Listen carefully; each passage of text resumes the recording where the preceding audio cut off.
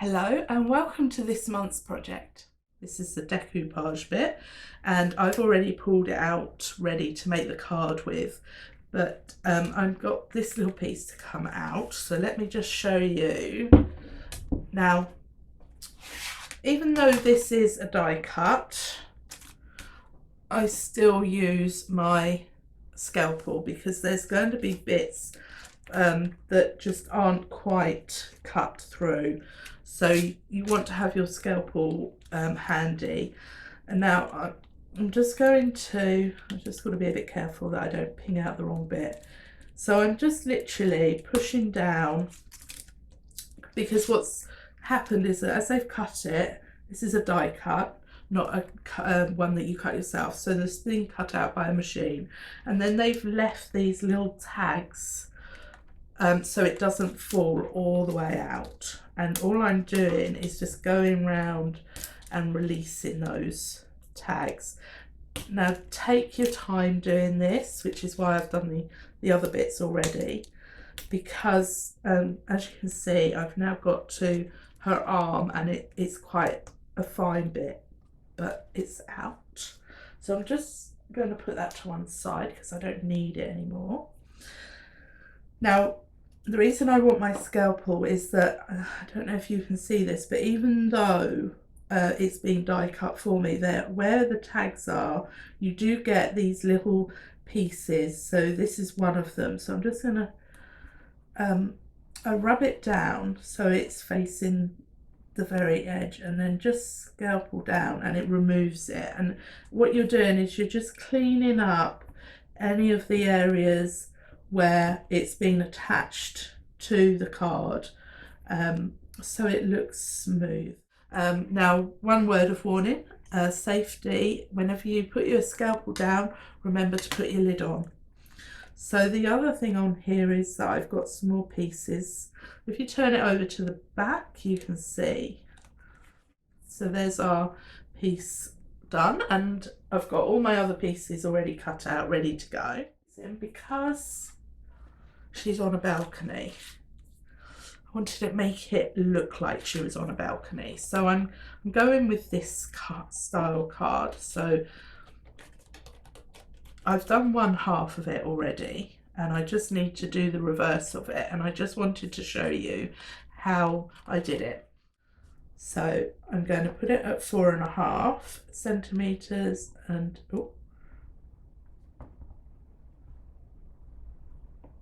score down. I'm then going to turn it around and score down the other side for my 4.5. Then I'm going to turn it over because I want my other fold to go the other way, and score that at 5.5. It's a little bit easier on the plain side. Turn my paper round and do it again at 5.5. So what I have now are two folds, one going one way and one going the other way. So now I'll put this back and put that back in because it gives me a stable base. So where you've scored it and you've got the dip, you want to fold it. And then with your bone tool, your folding tool, you can flatten that out. Then you want to turn it around this way, and the dip for this one is on this side. So then you're going to fold it over. This one might not be quite as easy because you're dealing with the fold going on the pattern, and that now gives you, can you see that shape? So now we have our matching pairs. So what I need to do next is to glue these sides together. So that's my base done. Now I have the which one? The Grand Caliber, the Spellbinder's Grand Caliber. So all I used was the base plate and the cutting plate. and I sellotaped my die cut using this low tack sellotape. So I'm now ready to sort of pull it out. Now if you haven't got low tack sellotape, what I tend to do is just run the sellotape across my clothes, because then if you just put it on your clothes and then pull it off, what the fluff on your clothes will then turn your tape into low tack. So it'll be enough to hold it, but it won't be enough to sellotape it hard. So I'm just taking this sellotape off. So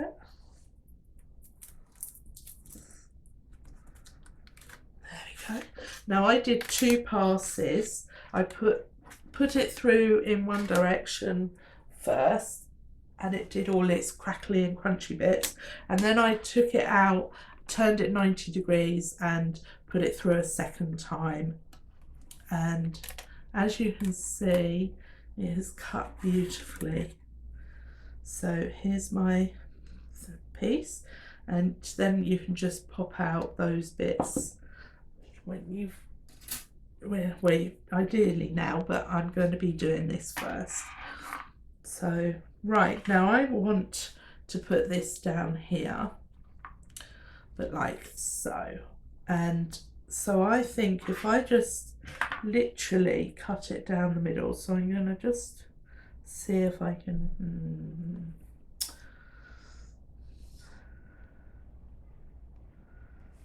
looks about the middle. So all I'm doing is I'm doing it by eye, not doing it completely. I am making sure that one of my lines lines up with one of these lines. So I've lined that up, and I'm looking at a line that is halfway in between this hole and this hole. I'm then going to put my ruler on, and this is going to be a little bit dangerous because ideally I don't like to cut the main bit. Oh, it's good, it's gone. Ideally I would much rather have a scrap piece of paper next to the bit I'm cutting, just in case I have a habit of going wonky with my cutting, but actually that worked out okay.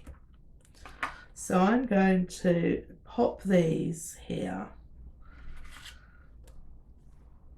So as you can see, I've just covered up all my marks that I made. So I'm like a toddler when I come with glue. Not a good idea. So actually I'm not going to glue these down. I'm going to put foam pads, because I think with foam pads you'll get the depth. It will give you the depth, so you can actually see the cutouts better. So okay, let's go with some of these. Okay, so I've got all my tops off my double-sided foam. Now one of the things that I think every crafter should have is a nice pair of tweezers, and these are mine, and the benefit of having tweezers is the fact that it gets your hands out of the way. So I'm going to now just pop this in place. There. I think that needs to be a bit closer at that. Now the foam pads are brilliant.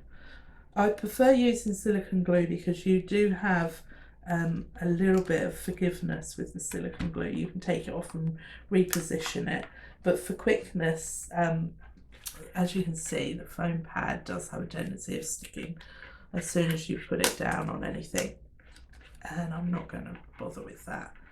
So what I need to do is make sure that my other side matches that one. So it's a little bit up the top than down the bottom. Now if I'd have had silicone glue I can move it, so I do prefer to use silicone glue to the foam pads. Now if you're not sure as to which order these go, so your base image will always have a complete image of the design. So that's your first image. Now what you could do if you're just not sure is to number the pieces very gently in pencil on the back, so you know which order to put them in. So your base image will be number 1. Now the difference between these two, can you see there's part of her neck missing there? So that one would be 2, that one will be 3. Then this one here is her whole body, so that one's going to be 4. So if you just number them, if you're not sure, what you're looking for are missing parts from the previous image. And after a while you'll get used to doing this, so you won't need to number them at all. So back to foam pads. There we go.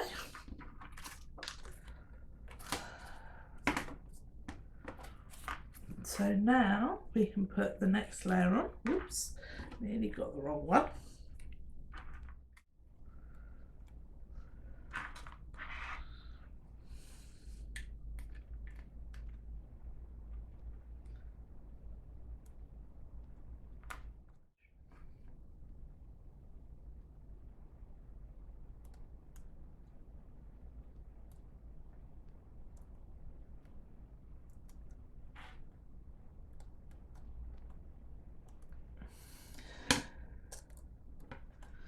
Now when I lay mine on, I like to look at it face down.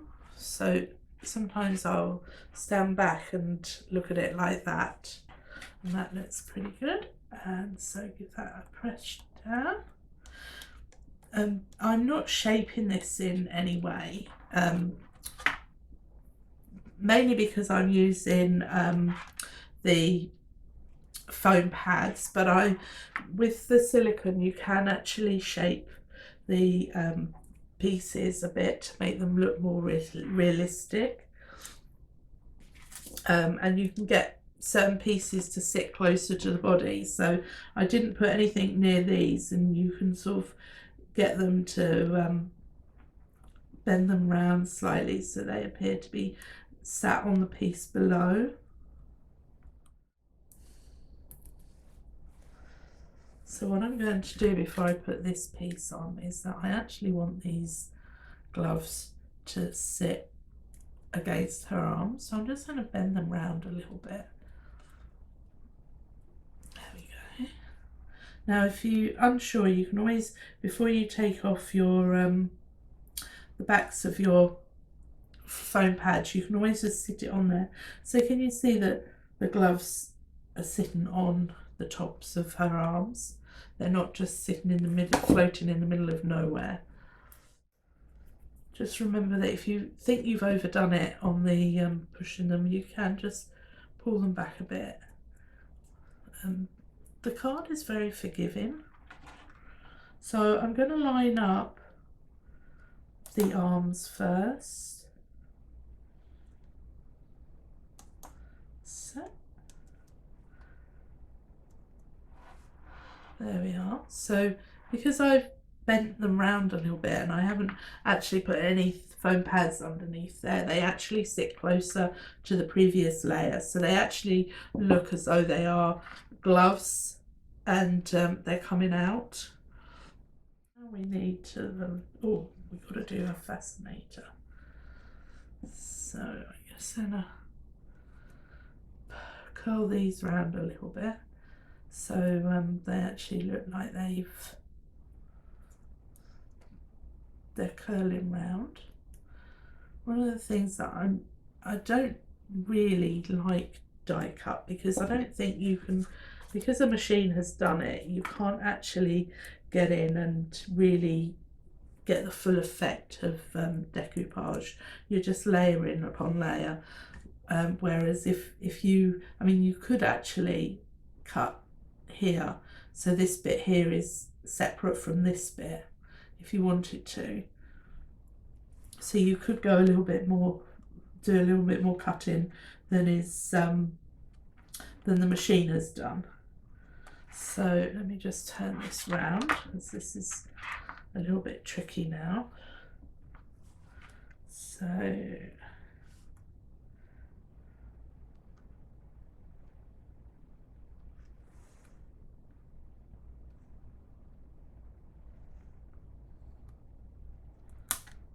just take it off and redo it. So you see how that fascinator now sits on her arm. Makes it look a little bit more realistic than just having layer upon layer. Now we don't have to worry too much about the balcony, because obviously that is a long straight piece. So then what I'm going to do is, I've got these happy birthdays which are going vertical. Yep. So I'm going to start with